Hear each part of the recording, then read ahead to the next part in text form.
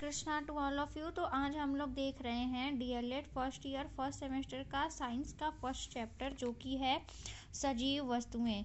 ठीक है, तो हम लोग पहले देखेंगे सजीव तथा निर्जीव वस्तुएं क्या होती हैं। तो पहला पॉइंट है हमारे चारों तरफ सजीव या निर्जीव वस्तुएं विद्यमान है। तो हम अपनी चारों तरफ देखते हैं तो जैसे हो गया कुर्सी, टेबल, चेयर और एनिमल्स हो गए, प्लांट्स हो गए। तो हमारे चारों तरफ जो है वो लिविंग और नॉन लिविंग यानी कि सजीव और निर्जीव दोनों तरह की वस्तुएं विद्यमान होती हैं। ठीक है, इनके विभाजन का प्रमुख आधार जीवन है। यानी कि हम कैसे पता कर सकते हैं कि कोई वस्तु निर्जीव है या फिर सजीव है। तो इसका मेन जो पॉइंट है, मेन बेसिस यानी मेन आधार जो है वो है जीवन। यदि किसी में जीवन पाया जा रहा है यानी कि अगर कोई जीवित है तो हम क्या बोलते हैं उसको कि वो सजीव है, और जिसमें जीवन नहीं है उसको हम क्या बोलते हैं, निर्जीव है। ठीक है, आगे है पादप जंतु, कीट, पक्षी, सूक्ष्म जीव आदि सजीव हैं। यानी पादप मतलब होता है पेड़, ठीक है, जंतु मतलब होता है जानवर, कीट यानी कीड़े मकोड़े, पक्षी यानी पक्षी बर्ड्स, सूक्ष्म जीव जैसे बैक्टीरिया, वायरसेस, जर्म्स छोटे छोटे, इन लोग को सूक्ष्म जीव बोलते हैं, आदि सजीव है। यानी कि ये सब क्या है, लिविंग है, इनमें जीवन पाया जाता है। उसके बाद है बोतल, पेन, पेंसिल, कुर्सी, पेन, पत्थर आदि, ये सब क्या है, निर्जीव वस्तुएं हैं यानी कि इनमें जीवन नहीं पाया जाता है। आगे है सजीव वस्तुएं। ठीक है, सजीव वस्तुएं क्या होती हैं, सजीव वस्तुएं अर्थात जो जीवित है यानी कि जो जीवित है जिनमें जीवन है उसको हम क्या बोलते हैं, सजीव वस्तुएं। इनका निर्माण अत्यंत सूक्ष्म संरचना या इकाई द्वारा होता है जिसे कोशिका के रूप में जाना जाता है। तो हम लोग पहले पढ़ चुके हैं कि जो हमारा जो शरीर होता है या फिर किसी भी प्लांट बॉडी या फिर किसी भी लिविंग बींग्स का अगर निर्माण होता है, उसके बॉडी का निर्माण होता है तो उसका आधार क्या होता है, कोशिका। तो कोशिका को इंग्लिश में क्या बोलते हैं, सेल बोलते हैं।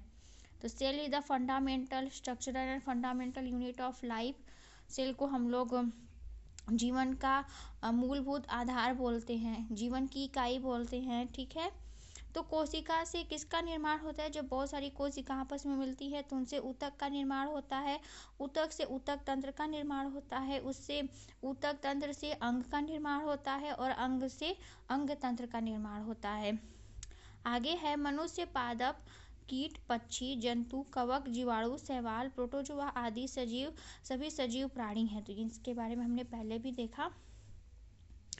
अब सजीव वस्तुओं के मुख्य लक्षण यानी कि सजीव वस्तु जो हैं उनके मुख्य लक्षण क्या क्या है, मतलब कि कौन कौन से ऐसे लक्षण हैं जिसको देख के हम पता कर सकते हैं कि यह सजीव है अथवा निर्जीव है। ठीक है, तो पहला है ये स्वयं गति करते हैं एवं समय के साथ वृद्धि करते हैं। तो इसका मेन जो लक्षण है वो क्या होता है कि जो सजीव होते हैं वो मूवमेंट करते हैं। यानी कि जैसे मेरा हाथ है, मैं इस हाथ को मूव कर रही हूँ। जैसे बर्ड्स होते हैं वो फ्लाई कर रहे हैं, तो फ्लाइंग करना क्या है, एक मूवमेंट है। ठीक है, तो जो सजीव प्राणी होते हैं वो क्या करते हैं, मूवमेंट करते हैं यानी कि गति करते हैं, स्वयं से गति करते हैं। ठीक है, और ये समय के साथ साथ क्या करते हैं, वृद्धि करते हैं। वृद्धि मतलब हो सकता है प्रजनन करते हैं, अपने भोजन के लिए एक स्थान से दूसरे स्थान में प्रवास करते हैं। ठीक है, अगला है कोशिका या कोशिकाओं से बनी होती है। मतलब जो सजीव होते हैं ये हमने पढ़ा कि कोशिका और कोशिकाओं से मिलकर बने हुए होते हैं। इन्हें पोषण की आवश्यकता होती है। तो हमको पता है हमको जीविकोपार्जन के लिए यानी कि अपने लाइफ को निश्चित करने के लिए, उसको हमेशा चलाने के लिए भोजन की आवश्यकता होती है। तो यही यहाँ पे लिखा हुआ है कि पोषण की आवश्यकता होती है। अवशिष्ट पदार्थों को बाहर निकालने के लिए उत्सर्जन करते हैं। मतलब जो सजीव प्राणी होते हैं, अब हम लोगों ने फूड इनटेक किया यानी कि खाना खाया, अब उसमें से जो अगर डाइजेशन होगा तो डाइजेशन के बाद जो भी अपशिष्ट पदार्थ होंगे उसको हमको बाहर निकालना पड़ेगा। तो उसी अपशिष्ट पदार्थ को बाहर निकालने की प्रक्रिया को क्या बोलते हैं, उत्सर्जन बोलते हैं। ठीक है, अगला पॉइंट है नए जीवों को जन्म देने के लिए प्रजनन करते हैं यानी कि रिप्रोडक्शन करते हैं।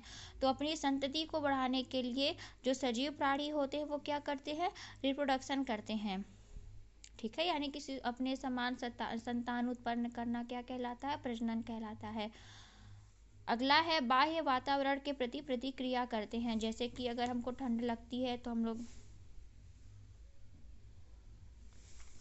जैसे हमको ठंड लगती है तो हम क्या करते हैं, हम स्वेटर पहन लेते हैं, गर्मी लगती है तो हाफ शर्ट पहन लेते हैं और पंखा ऑन कर लेते हैं, एसी ऑन कर लेते हैं। तो मतलब जो बाह्य वातावरण के प्रति अपनी प्रतिक्रिया देते हैं, तो ये क्या होते हैं, ये सजीव प्राणी होते हैं। अब जैसे कि कुर्सी, टेबल, चेयर है, ये चाहे गर्मी पड़े चाहे ठंडी पड़े ये वैसे ही रहेंगे, इनमें कोई परिवर्तन नहीं होगा। लेकिन हम जो सजीव हैं, ये जो बाह्य वातावरण होता है, गर्मी पड़ेगी, ठंडी पड़ेगी, बरसात होगा, तो उसके अनुसार अपने आप को ढाल लेते हैं। ठीक है, अगला है ये स्वयं को परिवर्तित कर सभी परिस्थितियों में अनुकूलित रहते हैं। ये मैंने बता दिया कि बाह्य वातावरण के प्रति जैसा वातावरण होगा हम उसके अनुसार अपने आप को अनुकूलित करते हैं। सजीव कोशिकाओं में श्वसन होता है। श्वसन मतलब होता है रिस्पायरेशन। रिस्पायरेशन के थ्रू क्या होता है, हमको एनर्जी मिलती है, एटीपी का फॉर्मेशन होता है। बेसिकली बस इतना समझ लीजिए कि श्वसन मतलब क्या होता है, ब्रीदिंग। ब्रीदिंग यानी ऑक्सीजन को अंदर लेना, कार्बन डाइऑक्साइड को बाहर छोड़ना। ये प्रक्रिया किस में होती है, ये होती है सजीव प्राणियों में। अगला है सभी जीवित जीवों का अनुवांशिक पदार्थ डीएनए होता है। हमको पता है डीएनए एंड आरएनए दो जेनेटिक मटेरियल होते हैं, जिसमें डीएनए और आरएनए में क्या होता है कि इनमें जानकारी होती है कि ये आनुवंशिक पदार्थ होते हैं, इनमें जानकारी छुपी हुई होती है कि जो आगे आने वाली संतति है उसमें क्या क्या लक्षण प्रदर्शित होंगे, ये डीएनए और आरएनए में लिखा हुआ होता है, इनमें जानकारी होती है। ठीक है, तो आज के लिए इतना ही। ये हमने आज तक अभी तक पढ़ा कि सजीवों के लक्षण क्या क्या हैं। पहले हमने देखा सजीव तथा निर्जीव वस्तुएं क्या होती हैं, उसके बाद हमने देखा सजीव वस्तुएं क्या होती हैं, उसके बाद हमने देखा सजीव वस्तुओं के मुख्य लक्षण कौन कौन से हैं। ठीक है, अब हम आगे देखेंगे निर्जीव वस्तुएं, ये हम डील करेंगे आगे अगली वीडियो में। तब तक आप keep studying and keep smiling. Hare Krishna. Please like, share and subscribe my channel. Hare Krishna. आपको ये वीडियो कैसा लगा प्लीज़ मुझे कमेंट करके ज़रूर बताइएगा। Take care.